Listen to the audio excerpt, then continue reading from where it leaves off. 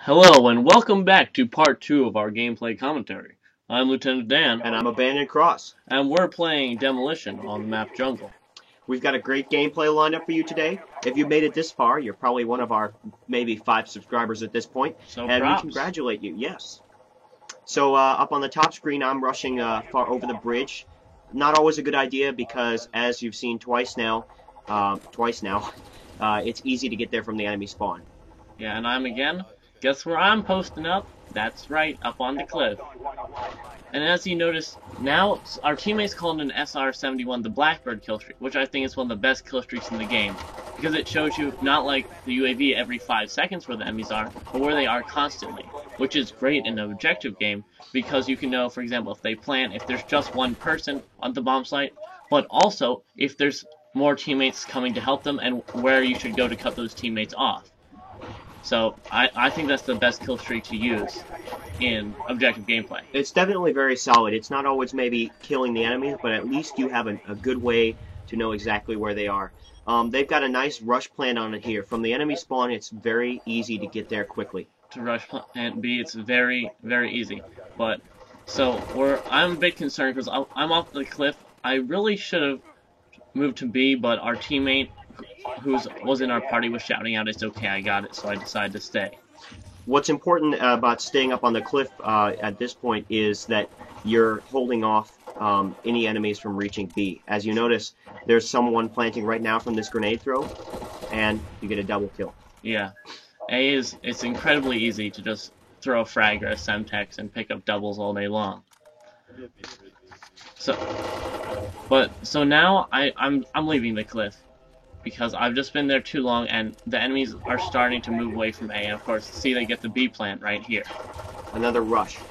They've all piled up on that pretty well. We got a spy plane in the air, but it's still hard to move up on this outside part. Yeah. The spawn for the B side, on the defending side, is just way far back, and that's a long way to run, considering how long the bomb timer is. So most of the time, I think if you play demo on this map, the attackers will plant B first, because it's not, I guess, easy to rush it, but it's closer, and you can just beat the defenders there to it.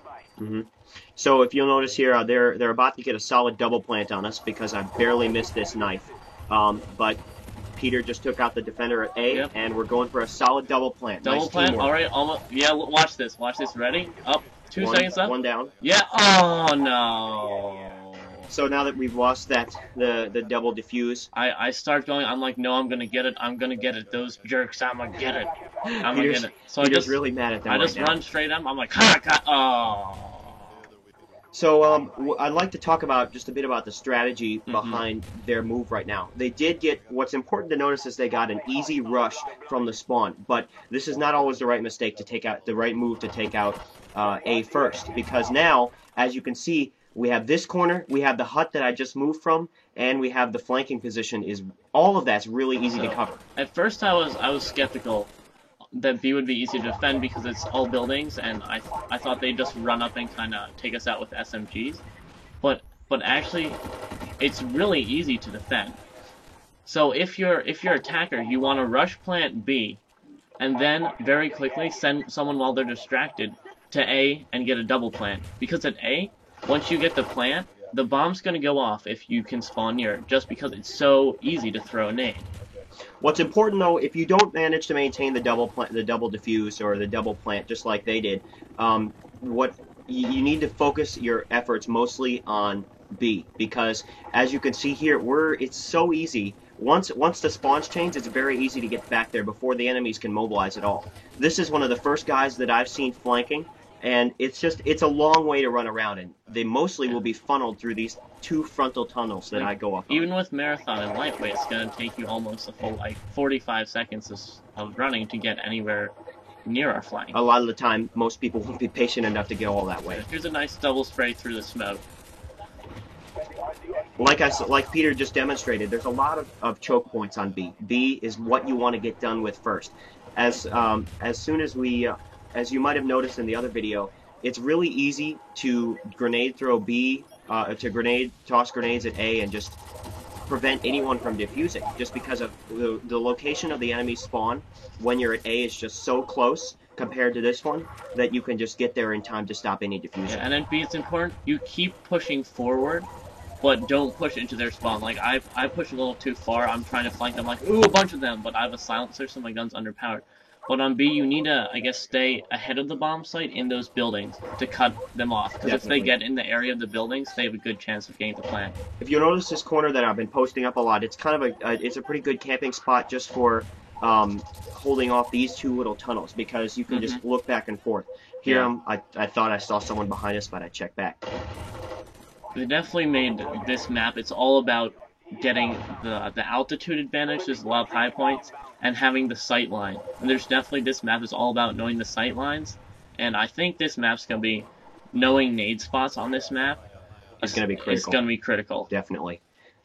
If you'll notice, Peter spent a bit of time on a scoreboard there. We've just been pushing them back so far that both of us were kind of wondering if they were actually still playing. I was like, are there even 6 players? Oh! These RC cars. See, I want to talk about them.